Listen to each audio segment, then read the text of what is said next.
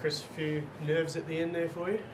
Yeah, right through the game, to be honest. Especially, it's not good policy in elite sport, certainly not in the AFL, to go in hoping. And I was pretty sure what sort of game that we were going to be confronted with. When expected it to be tight, and that's the way it played out.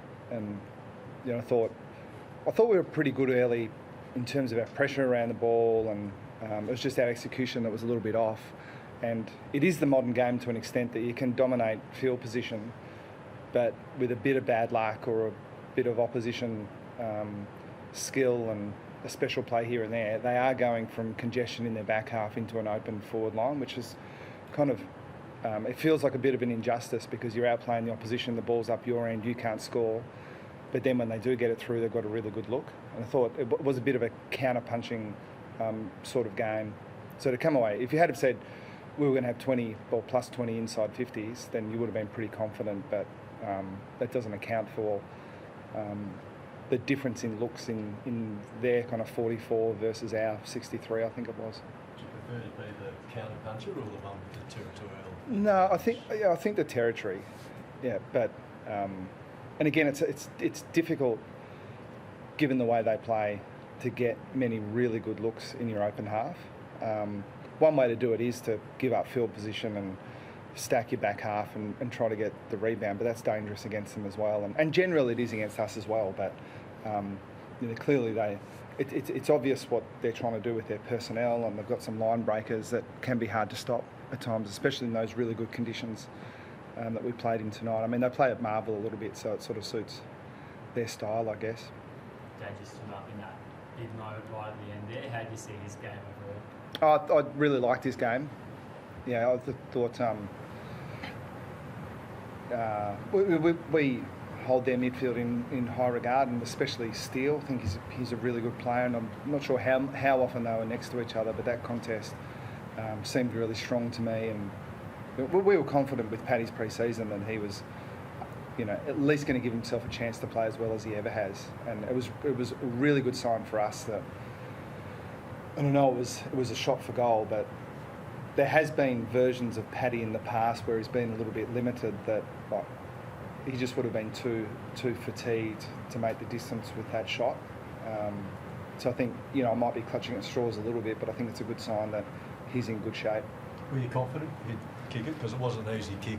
No, there wouldn't be many players in the comp that would back themselves to even make the distance in that situation. And it was an interesting decision because it is one of those where if you take the long shot and it's rushed through and the opposition get the ball back, it can be hard to defend. But he backed himself to kick it, and that's why the great players are the great players. Would you have preferred him to maybe take a more percentage shot by chipping the ball around, or were you happy for him to take the shot? Oh, well, I mean, to my eye, and I haven't looked at the vision yet, but they took that out pretty well. And the theory's easy there, find another mark, but if you kick the ball short and turn it over, you'd be flat. So, I think that's why I'm describing it as interesting. It wasn't straightforward, but just to have the confidence, for him to have the confidence in himself to go back and take the shot was a good sign. Pretty happy with some of your younger guys as well, Dempsey and Broon in particular. Yeah, especially Tanner had a little bit of an ankle issue that kept him off the ground for a long time in the first quarter. I thought he was fantastic. I thought Jai Clark was really good too. He's played one game, but he only played 20 minutes in that game before he got hurt. So this is really his full game of AFL football, and I just thought he looked like he belonged out there. And Ollie Dempsey, again, has forced his way into pretty much a team that doesn't have many injury concerns. So that sort of speaks to his pre-season. And yeah, we think Holmes might have been the most obvious one of all. He's not a very young player at the moment, but he's certainly not an old one either. So yeah, hopefully we're developing a group of players that can play together for a long time. Do you feel the skies will do it for Ollie Dempsey after a performance like that? Yeah, I do, but I don't want to put too much pressure on him. We know what he's capable of. In terms of he's and again, I hesitate to say this, I want to say he's a complete player, but he doesn't have too many parts of his game where you look at him and think you've really got to get that up to AFL standard.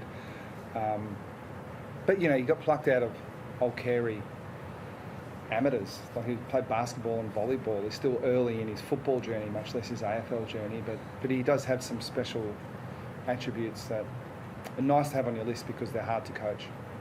He looks pretty cool. Yeah. And a little similar to what I was trying to describe with Pat. You know, he's one of those guys that looks to me like he wants the moment.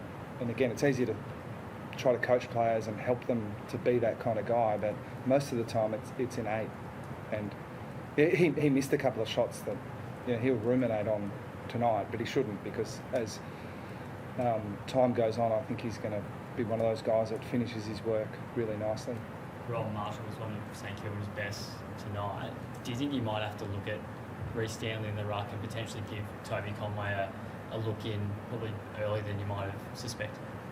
No, we always plan to get Toby in early, but he's a classic example of a 208 centimetre ruckman who's played 10 or 12 games in his 2.5 years at the club, so we're not going to rush him through, but yeah, we're looking forward to getting him into the team. But like a few players on our list, he's just not going to play week in, week out for us. But yeah, it's not a surprise that, like, we didn't think, I forgot Marshall's a good player. Like, he just played kind of the way that we expected him to. But I still thought, again, like, the players around the ball, if one team's plus 20 inside 50s, the stuff around the ball hasn't gone too badly.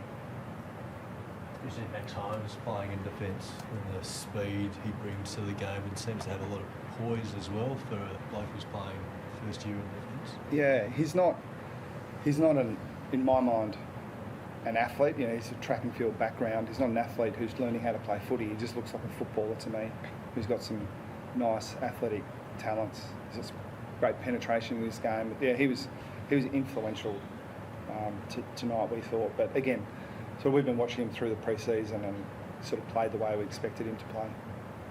You moved him into the middle for a bit. Is that something you'd like to do a bit more? Or?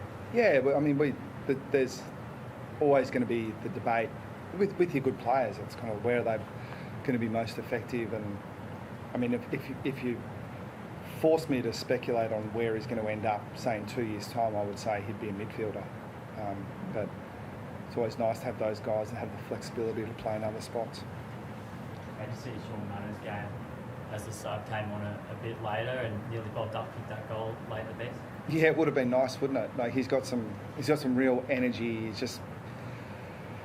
It would have been fitting if he could have tipped over one of those goals, but it's a great story, full stop. But I tend to be more pleased for the guys that like, he would have been up and about and bubbly if he didn't get a game tonight. You know, he's one of those guys that everyone's happy for because, you know, he's happy for his teammates, and you can just see he's relishing his chance. I'm sure in part he's kind of thinking, what took an AFL club so long to get me on their list? But that's fair, I reckon. Did you have to break any team rules for that goal? The one on the boundary line? No. We tend not to have many hard and fast rules, but he doesn't have any. Steve looks up out of the game. What was the reason behind that? Was it just more that he had a quiet game? No, he was just cramping so badly that we didn't think he could play the way he normally does, and it just makes no sense when we actually were trying to get Sean Manor in a little bit earlier, but there were a few little bits and pieces, Tanner, and we just wanted to make sure. And it's frustrating because it sort of, the time from when you decide to get him in to the time in actually where he actually gets on the ground tends to be longer than you'd like. But he came on and had an impact. But no, Tyson was just cramping, so it made no sense to have a fit and fresh Sean Manor sitting there while Tyson was cramping. No injuries? No. No worries. Thanks a lot.